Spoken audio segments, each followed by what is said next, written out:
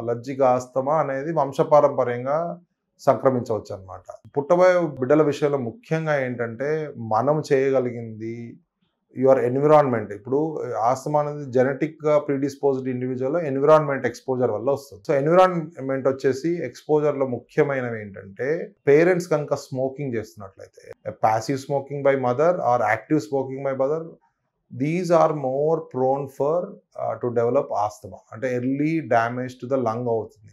So, ముఖ్యమైన prevent అంటే ఒకవేళ parents should not smoke. Then చాలా మందికి ఇంకొక అలర్జీ ఉన్న వాళ్ళలో ఒక అపోహలు ఏంటంటే, మనం చాలా నీట్‌గా కనుక పిల్లల్ని ఉంచేస్తే మనకేమీ ప్రాబ్లమ్స్ రావని అనుకుంటారు. బట్ జనరల్‌గా పిల్లల్లో మట్టిలో ఆడుకోనివ్వండి. వాళ్ళలో చిన్న చిన్న ఇన్ఫెక్షన్స్ వచ్చినా కానీ అది ఇమ్యూన్ బూస్టర్ లాగా పనిచేస్తాయి.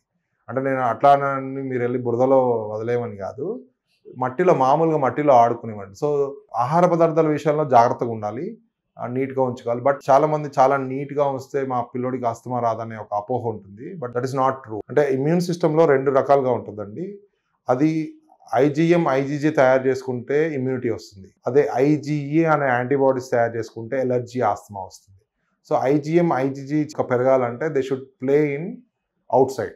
ఇక మూడోది వస్తే మీ ఇంట్లో ఎస్పెషల్లీ క్యాట్, బొద్దింకలు ఇట్లాంటివి లేకుండా చూసుకోవడము. They should not be exposed to these type of allergens in the early life. Early లైఫ్‌లో కనుక వాళ్ళు ఈ క్యాట్ డాండర్ గానీ ఇట్లాంటి వాటికి ఎక్స్‌పోజ్ అవుతే అలర్జీ అనేది వచ్చే ప్రమాదం ఉంటుంది. ఇకపోతే ఫోర్త్ వచ్చేసి breast feeding is more important. Most of the times breast feeding first 6 మంత్స్‌లో బ్రెస్ట్ ఫీడింగ్ కనుక చేయకపోతే అలర్జీస్, ఆస్తమా వచ్చే అవకాశాలు ఎక్కువ.